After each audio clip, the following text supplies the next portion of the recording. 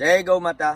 હાલો ખેડૂત મિત્રો, હું તમને એક નવી બેસ્ટ વેરાયટી જે આપણે ત્રીજા ચોથા મહિનામાં કેરી પાકી જાય, વર્ષમાં 2 વાર જ આવે અને ઓછી ક્વોન્ટિટીમાં રહીએ, પણ આ કેરીની જે સાઇઝ થઈ છે એ 800 થી 1 કિલોની આજુબાજુ થાય છે. આ છે બેરી 11 જે આપણે 11મા મહિનામાં તમે જોવો અહીંયા આકડે ફ્લાવરિંગ આવી ગયું છે અને કેરી પણ લાગી ગઈ છે. જો તમે આની અંદર મસ્ત ઝીણી ઝીણી અત્યારે બોરના દાણા ચણિયા દાળ એવી લાગી ગઈ છે.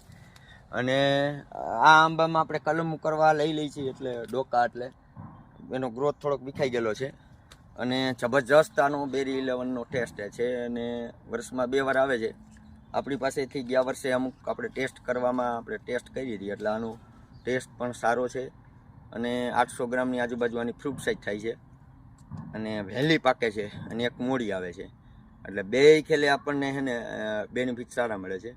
ખાવા માટે જો આપણે બાગબાની ન કરવી હોય ને આપણે ફાર્મ હાઉસમાં વાવવા હોય આપણે ઘર પૂરતા ખાવા માટે, તો 12 મહિના જેને કહેવાય ને કેરી આપણે ખાય, કેરીનો રાજા કહેવાય, તો આ રાજામાં કેરીનો રાજા આપણને ત્રીજા ચોથા મહિનામાં પાકલ કેરી મળે એવી આપણી પાસે અને આમ કહેવાય તો ઓલ ટાઈમ જ આવી આપણી પાસે 16-17 વેરાયટી છે.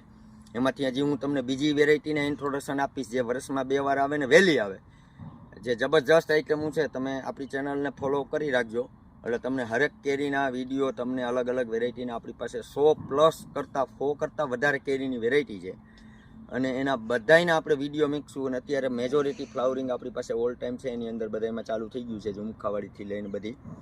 અને આ પણ એક મસ્ત જે ખાવા માટે વાવવી હોય તો આ પણ એક બેરી 11 સારી એવી વેરાયટી છે. આનો પણ તમને હું વિડીયો આગળ જેમ કેરી મોટી થાય ને આનો પણ તમને હું ટેસ્ટ કરાવીને બતાવીશ કે કેવી થાય છે. જય ગૌ માતા.